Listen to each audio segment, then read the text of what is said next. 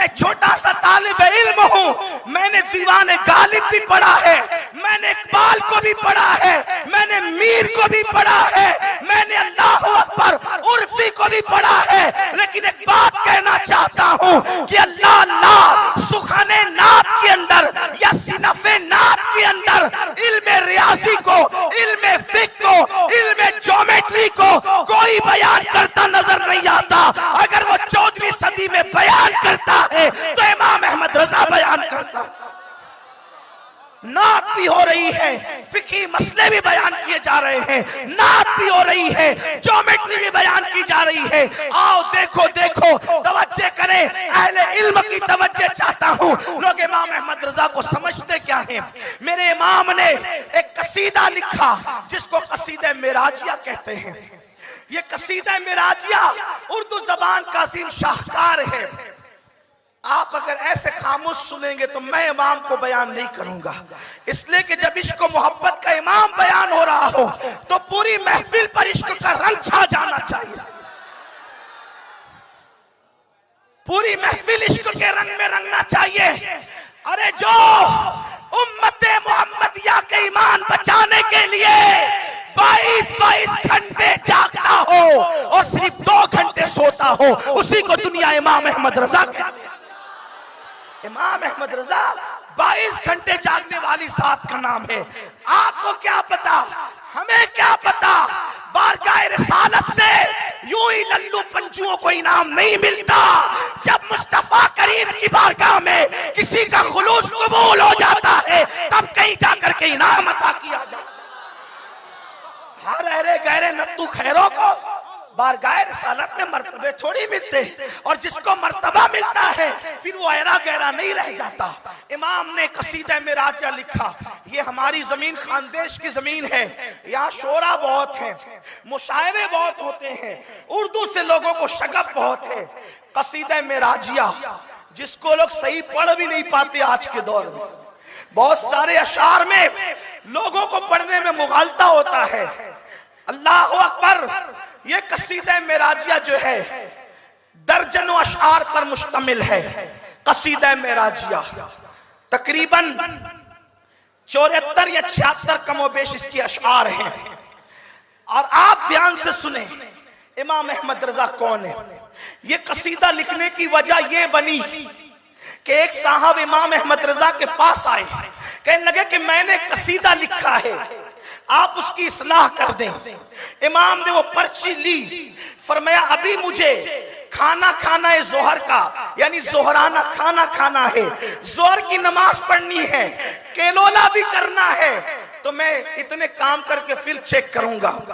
आला हज़रत ने खाना खाया, जोहर की नमाज पढ़ी, केलोला किया और उसके बाद उनका कसीदा चेक किया तो सोचा कि जिस शान से मेराज हुई है कसीदा उस शान से लिखा नहीं गया है।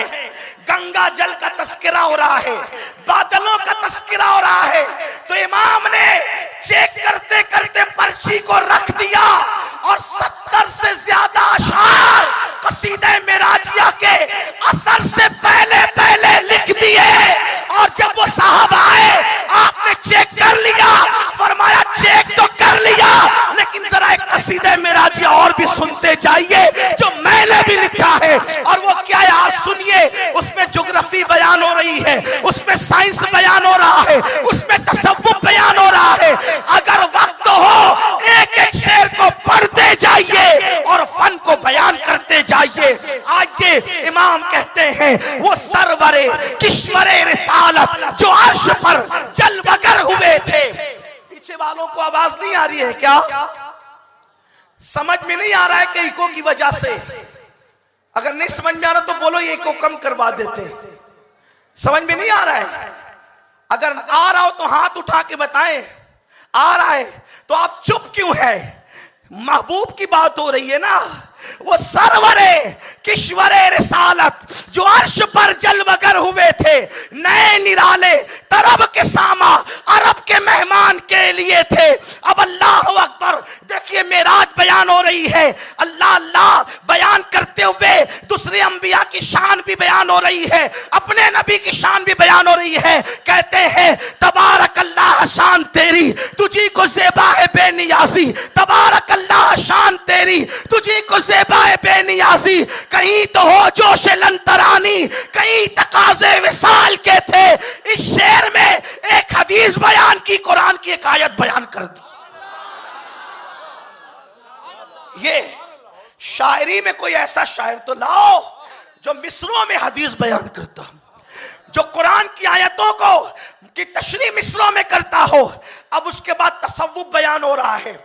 अपने वक्त का सैयदुस सूफिया, अपने वक्त का मुहियुद्दीन इब्न अरबी अब तसव्वुफ पर आता है। लोग अब तक उलझे हुए हैं कि मेराज पर गया कौन। तवज्जो, ये बातें बच्चों के सामने नहीं की जाती, और जो बड़े हो जाते हैं लेकिन कच्चे होते हैं उनके सामने भी नहीं की जाती। लेकिन ये सुन्नियों की महफिल है, इसलिए बयान करने की हिम्मत कर रहा हूं। मेराज पर गया कौन? इसलिए कि निरा बशर खिला में बगैर ऑक्सीजन के नहीं जा सकता, जाएगा तो मर जाएगा। वो खला में नहीं गए, खला के ऊपर गए, आसमान पर गए, आसमान पर नहीं आसमानों पर गए। बशर जा नहीं सकता और गया तो आ नहीं सकता।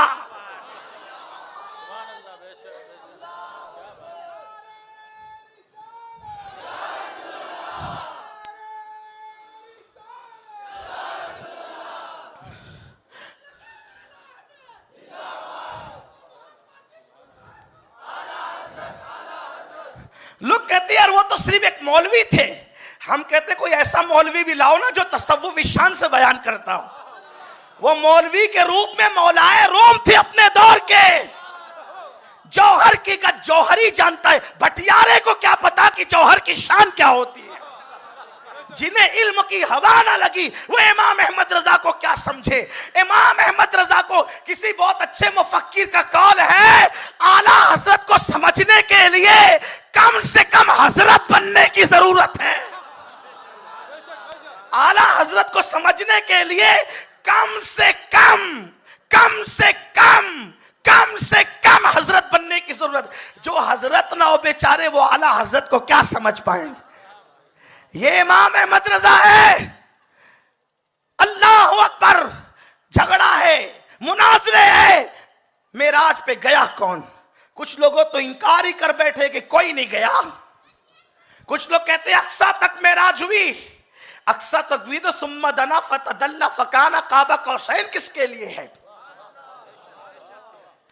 अगर जो है वो अक्सा तक मेराज हुई तो मुस्लिम शरीफ की हदीस में यह किसके लिए है? इरजे इला रब्बिक, हजरत मूसा का कौल, अपने रब की तरफ पलटिए। अरे पलटता वो है जो वहां से आता है। ये नहीं कहा कि अक्सा की तरफ पलटिए, ये नहीं कहा कि जिब्रील की तरफ पलटिए। इरजे इला रब्बिक कहा, अल्लाह की अपने रब की तरफ पलटिए। पता चला अकीदा मूसा भी ये है कि मेराज में वो जिब्रील को देखकर नहीं आ रहे हैं बल्कि जिब्रील के रब को देख करके आ रहे हैं।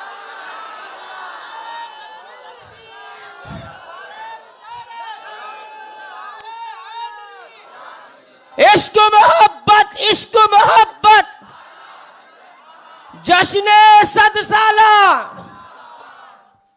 लोग कहते जिब्रील को देखा, हम कहते जिब्रील को तो देखते ही थे। और जिब्रील को देखना कौन सी मेराज है? अरे जिब्रील उनको देखने के लिए जमीन पे आते थे बेलिकाए यार, उनको चैन आ जाता अगर बार बार आते न यूं जिब्रील सिदरा छोड़कर। वजीर को देखना बादशाह की कौन सी मेराज है? जिब्रील तो वजीर का नाम है, जिब्रील तो दरवाजे के दरबान का नाम है। तेरे दर का दरबान है जिब्रील आजम। थक गए आप, तेरे दर का दरबा है जिब्रील आजम, तेरा मदह खा हर रसूलो वली है। मेराज पर कौन गया? आसमानों की सैर की, जन्नत की सैर की, जहन्नम को देखा, फरिश्तों को देखा, मलाइका को देखा, जिब्रील को देखा, सिदरा को देखा, और जहां जिब्रील थक कर बैठ गए उसके आगे गए। आला हज़रत फरमाते हैं, थके थे रूहुल अमी के बाजू, कहा वो दामन कहा वो पहलू, रिकाब छूटी उम्मीद टूटी, निगाहे हसरत के वलवले थे। जो एक पर मार के जमीन पे आता है, मेरे नबी की परवास के साथ उड़ते उड़ते थक जाता है। जहां जिब्रील थकता है वहां आमिना का लाल जाता है। लोग हलीमा की बकरियों के पीछे मेरे नबी को देखकर अपनी तरह बशर कहते हैं। अरे जंगल में हलीमा की बकरियों के पीछे देखकर अपनी तरह कहने वालों, शबे मेराज जिब्रील के आगे आगे भी तो देखो। शबे मेराज जिब्रील किया, थके थे रूहुल अमी, जहां जिब्रील थक कर बैठ जाए। और जिब्रील कोई मामूली चीज है, फरिश्तों का सैयद है जिब्रील, सरदार मलाइका है जिब्रील, और वो थक रहा है। एक पर मार के जमीन पे आने वाला कितना उड़ा होगा। थक कर बैठ गए, बैठ ही नहीं गए, हसरत से देखने लगे। थके तेरू, ये आला हज़रत बयान कर रहे हैं। लोग कहते हैं इमाम अहमद रजा ने क्या दिया, हम कहते इश्क भरा अकीदा दिया। 14 सदियों के अकीदे पे जो धूल डाली जा रही थी, इमाम ने उसकी तजदीद करके अता फरमाया।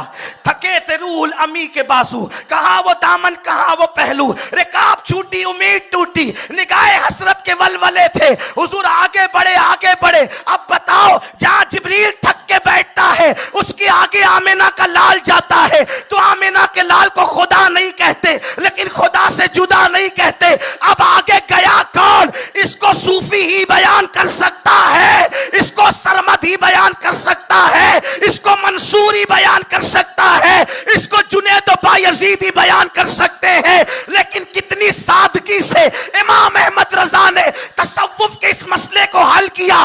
गया कौन खुदा से मिलने? गया कौन खुदा से मिलने? गया कौन खुदा से मिलने? तो कहते कसीदे मेराजिया में इल्म तसव्वुफ की गुत्थी कैसे सुलझाते हैं? वही है अव्वल, वही है आखिर, वही है जाहिर, वही है बातिन, उसी के जलवे, उसी के जलवे, उसी के जलवे, उसी से मिलने, उसी से उसकी तरफ गए।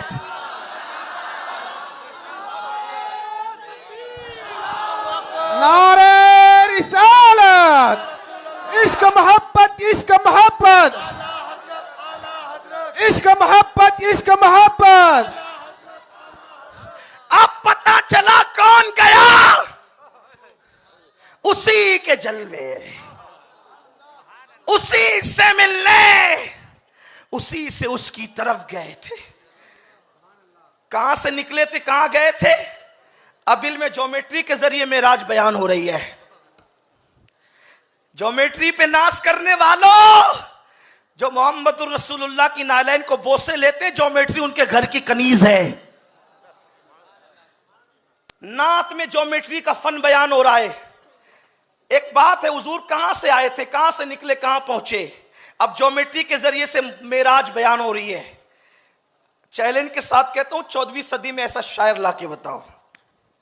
उनका इल्म फिक, इल्म हदीस तो अपनी जगह है, शायरी में कोई उनका हमपल्ला नहीं है, कोई शायरी में। और ये इश्क से आता है, ये फन नहीं है, ये इश्क है। और जब इश्क आता है ना, तो इकबाल कहते हैं, दो आलम से करती है बेगाना दिल को, अजब चीज है लज्जत आशनाई।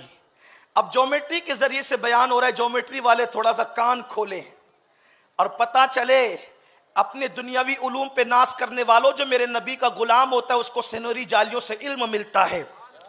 नबी आए कहां से, गए किधर?